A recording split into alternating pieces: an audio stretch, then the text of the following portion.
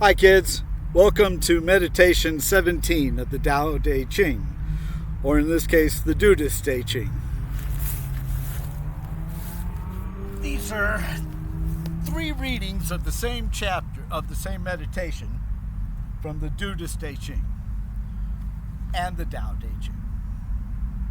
The 1919 translation by Dwight Goddard titles Meditation 16 as Know Eternity.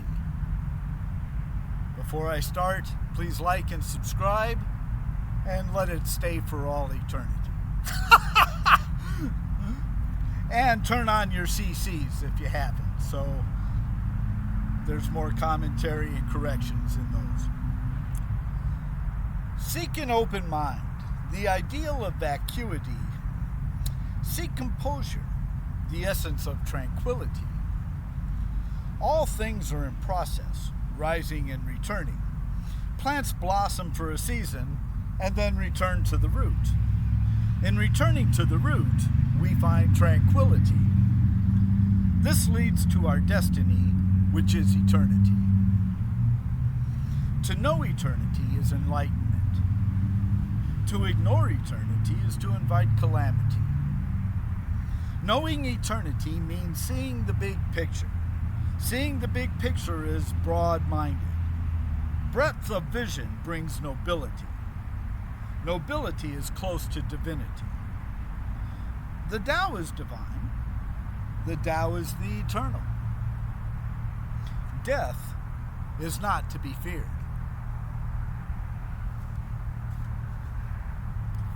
That being said, I don't imagine myself as having become enlightened enough to know eternity.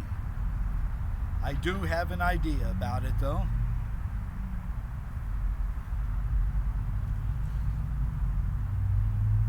But don't think I'm moralizing.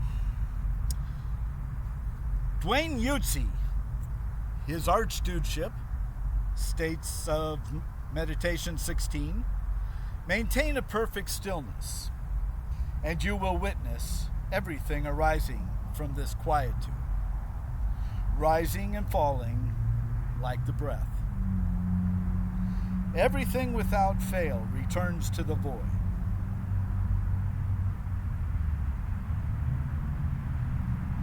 When you are able to see that everything returns to the void, you will have gained insight into the human condition. Prior to attaining this insight, you are under the constant risk of compulsive behavior. And compulsive behavior can ruin your life. When you attain this insight into the nature of things, you will learn to embrace the entire world. By embracing the entire world, you will become profoundly unbiased. By being profoundly unbiased, you will become deeply selfless. By being deeply selfless, you will enter naturally into the stream of Tao. And Tao takes care of its own.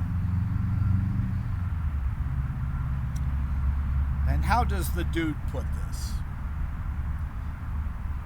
He says, lie perfectly still upon your rug.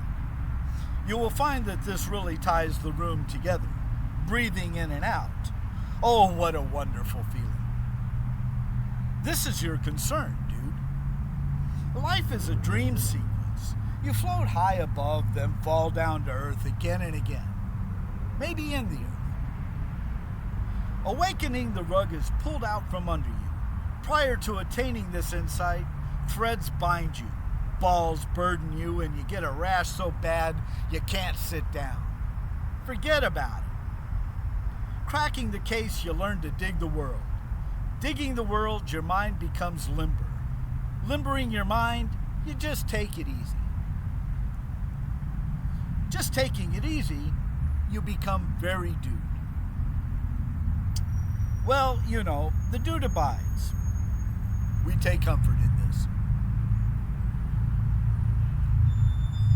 Let me state, the digging the world, in my interpretation, doesn't mean digging humans. We are no more special a creature than ladybugs and worms. Everything is one.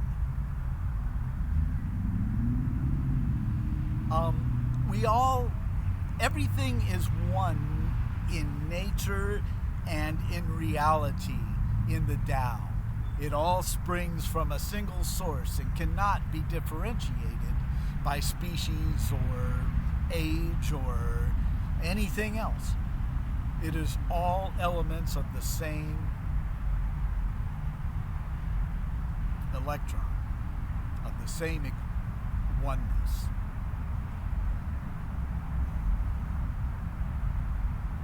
The Dudeist Tao Te Ching says about this meditation, given the spiritual slant of most of the translations of the Tao Te Ching, it can be easy to mistake it for an otherworldly, mythical, and impenetrably obscure text.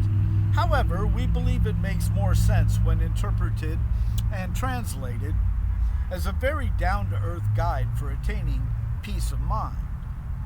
This chapter is an excellent introduction to the practice of both daily meditation and making sense of the world in a scientific manner.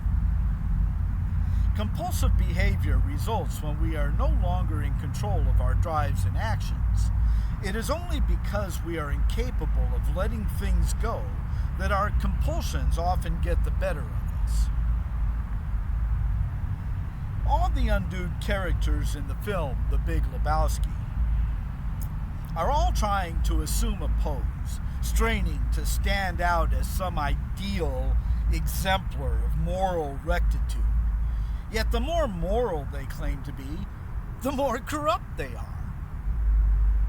All fundamentalism is a form of addiction, but to a stance rather than a substance. So just as a physically healthy person moderates their intake of food and alcohol, so should we monitor our intake of ideas. In this way, we can be quick to recognize when a casual dalliance begins to morph into a dangerous and delusional necessity. When the stranger says that dude is someone in whom casualness runs deep, he means that he doesn't identify too formally with anything, the least of which being any official ideas of right, wrong, or ridiculous. Or as George Carlin put it, I will belong to no group that would have me as a member. Actually, I think that was Groucho Marx. Peace and long life. We'll see you in the next one.